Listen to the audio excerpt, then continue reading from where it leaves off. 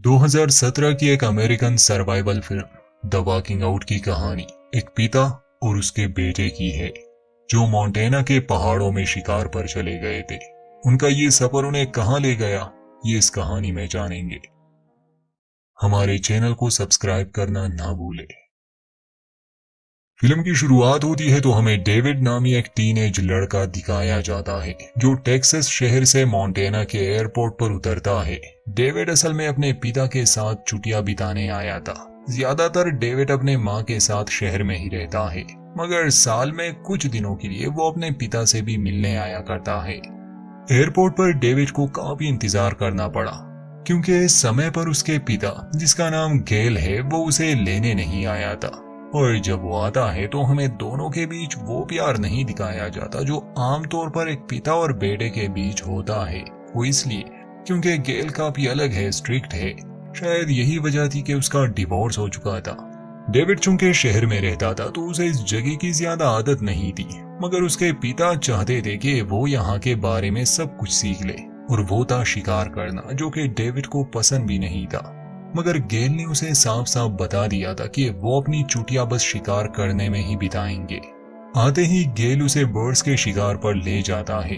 ये एक drama film है दोस्तों, तो इसमें ज्यादा ध्यान नेचर और इंसानों के बीच रिश्ते और फीलिंग्स पर दिया गया है।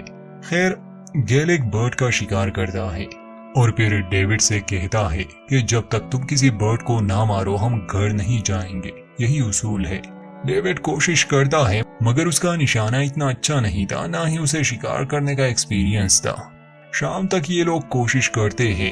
अंत में डेविड एक बर्ड पर गोली चलाता है तो गेल कहता है कि तुमने शूट किया उसे, मगर डेविड कहता है कि नहीं, मैं चूक गया। गेल उस मरी हुई बर्ड को ढूंढने की बहुत कोशिश करता है मगर वो उसे नहीं मिलती। अंत में वो कहता है कि शायद वो जख्मी हालत में ही उड़ गई होगी। इस बात से वो बहुत गुस्सा था कि डेविड उसकी तरह एक माहिर शिकारी नहीं है। इसके बाद दोनों घर आते हैं। यहाँ हम जान पाते हैं कि गेल के पिता और डेविड के दादा भी एक माहिर शिकारी थे। उसी ने गेल को ये सब सिखाया। गेल उसे हमेशा याद किया करता था क्योंकि अपने पिता के साथ उसकी काफी यादें जुड़ी थी। गेल मोंटेना में ही पला बड़ा था। डेविड को सिर्फ उनका फ्यूनरल ही याद था और कुछ नहीं। गेल अपने बेटे से कहता है कि कल हम दूर शिकार पर जाएंगे। जब मैं तुम्हारी उम्र का था मैंने पहली बार हिरन का शिकार किया था, इसलिए कल हम बहुत दूर जाने वाले हैं क्योंकि पहाड़ों में हिरन का शिकार करना आसान नहीं। देर रात तक वीडियो गेम खेलने पर गेल डेविड को डांटता है। अगले दिन सुबह जल्दी ये लोग निकलने वाले थे। इस बार गेल डेविड को एक गन देता है कि बचपन में ये मेरी थी, मुझे उम्मीद है कि अब तुम्हारा निशाना नहीं चूकेगा। खैर, पहाड़ी पर चढ़ने से पहले डेविड कहता है कि मैं इतनी दूर शिकार के लिए नहीं जा सकता क्योंकि इसमें कई दिन लगने वाले थे और रात इन्हें एक छोटे से हट में बितानी पड़ती। डेविड किसी जानवर को मारना भी नहीं चाहता था। ये सुनकर गेल को बहुत गुस्सा आता है। कहता है कि मुझे तुम्हें वापस भेजना चाहिए, तुम किसी काम के नहीं। जैसे ही गेल गाड़ी मोड़ने वाला था, डेविड अपने पिता के खातिर अपना इरादा बदल देता है। कहता है कि ठीक है, मैं जाना चाहता हूँ। जरूरी सामान लिए ये पहाड़ों की तरफ जाने लगे। चलते चलते गेल अपने बेटे से कहता है कि तुम मुझसे बहुत तेज हो और मैं बूढ़ा हो चुका हूँ। जिस पर डेविड कहता है कि नहीं, ऐसा नहीं है, मैं तो स्कूल में कभी रेस भी नहीं जीता। ये विंटर का सीजन था और हर दिन बर्फ होती, मगर गेल का कहना था कि शिकार के सबसे अच्छे दिन यही है।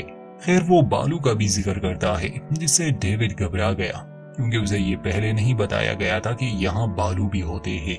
गेल उसे शांत करता है और समझाता है कि हमें कुछ नहीं होगा, मैं तुम्हारे साथ हूं ना, और हमारे पास हथियार भी है। शाम होने से पहले ये दोनों उस हट तक पहुंच जाते हैं। रात को ये आग जलाते हैं, खाना खाते हैं। फिर गेल अपने बेटे से ये कहने लगा कि जहां तुम बैठे हो डेविड, मैं तुम्हारी उम्र का था तो मेरे पिता मुझे यहाँ लाए थे। उन्होंने मुझे शिकार के बारे में बहुत कुछ सिखाया था और एक दिन शायद जहाँ तुम हो वहाँ तुम्हारा बेटा होगा और मेरी तरह तुम भी उसे ये सब सुना रहे होंगे। अगली सुबह ये शिकार पर निकल जाते हैं तो इनके रास्ते में एक भालू आता है। ये देखकर डेविड घबरा जाता है। अपने पिता से पूछता है कि क्या हम इसे शूट करें, जिस पर गेल कहता है कि नहीं, बस अपनी जगह पर रहो, भागने की कोशिश भी मत करना। वो भालू इन्हें कुछ नहीं कहता, बस वहां से चुपचाप चला जाता है। डेविड पूछता है कि इसने हमें नहीं देखा तो गेल बताता है कि इसके सूंघने की शक्ति काफी तेज होती है, इसने हमें बहुत दूर से सूंघ लिया होगा, मगर अपने बच्चों की खातिर इसने हम पर हमला नहीं किया। उस दिन ये लोग एक रास्ते में हिरन का काफी इंतजार करते हैं। डेविड के आने से पहले गेल यहाँ काफी आया करता था। उसने एक हिरन के ट्रेस फॉलो किए थे। उसे पता था कि वो किस रास्ते से आता है। वो चाहता तो इसका शिकार कर सकता था बहुत दिन पहले ही, मगर उसने ये अपने बेटे के लिए छोड़ा था। पूरा दिन इंतजार करने के बाद वो हिरन इन्हें नहीं दिखता। गेल हैरान था कि भला वो कहाँ गया। जब ये लोग थोड़ा आगे जाते हैं जहाँ एक झील थी, उस हिरन की लाश वहां पड़ी थी। किसी नौसिखिए ने उसे गोली मारी थी, मगर हिरन जख्मी हुआ और यहाँ तक भाग आया। ये देखकर गेल को बहुत गुस्सा आता है।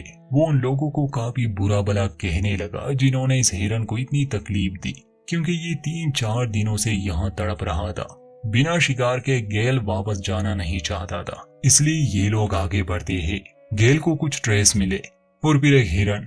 वो अपने बेटे से कहता है कि गोली चलाते समय पलके मत झपकाना। पहले तो ये लोग एक बेहतर निशाने के लिए जगह चुनते हैं, फिर धीरे धीरे उस जगह जाते हैं, मगर जैसे ही डेविड गोली चलाता है उसका निशाना चूक गया। मगर गेल को पता था, इसलिए वो जल्दी से फायर करता है और उस हिरन को मार देता है। खैर, गेल डेविड पर गुस्सा नहीं करता, बल्कि शिकार पर गोली चलाने के बाद वो उसे सिखाता है कि आगे उन्हें क्या करना होगा, क्योंकि इस भारी भरकम जानवर को घर भी तो ले जाना था।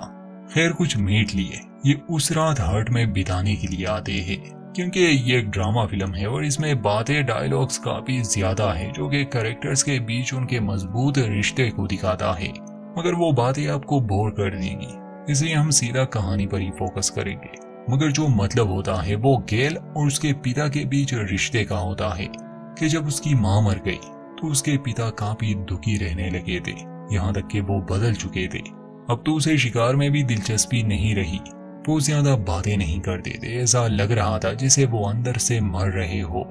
खैर, रात गुजर जाती है। अगली सुबह बर्फ पड़ रही थी। इन्हें अपने शिकार को लाना था, मगर रास्ते में ये देखते हैं कि किसी ने बालू के बच्चे को मार दिया है। ये देखकर गेल काफी घबरा जाता है, क्योंकि वो बालू बिल्कुल पागल हो चुका होगा और उसके रास्ते में कोई भी आएगा वो उसे मार देगा। वो डेविड से कहता है कि अपनी बंदूक तैयार रखो, हमें जल्दी काम करना होगा और यहाँ से निकलना होगा। इन्हें बालू की आवाजें भी सुनाई दे रही है। ये अपने शिकार तक पहुंच जाते हैं।